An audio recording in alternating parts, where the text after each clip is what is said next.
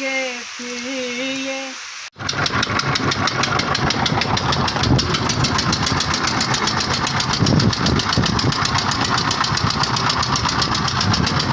ये जी दरिया को क्रॉस करते हुए हो रही है वीडियो बन रही है।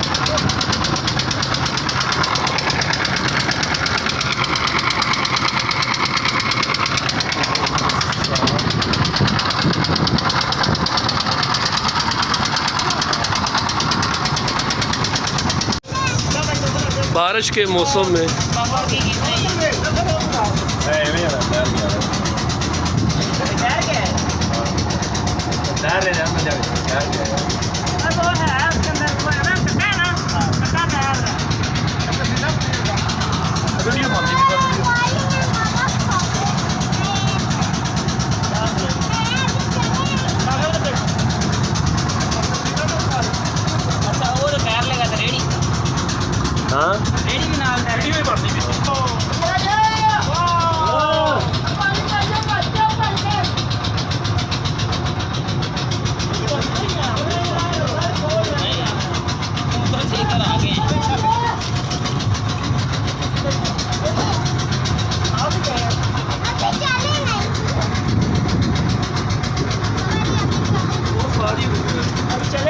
हाँ हाँ जी ये डोगरा नहीं मैं पानी नहीं शुरू तो यानी आदत बनी नहाना है ना नाले नाले लगना रेडी है ताकि हाँ हाँ जी।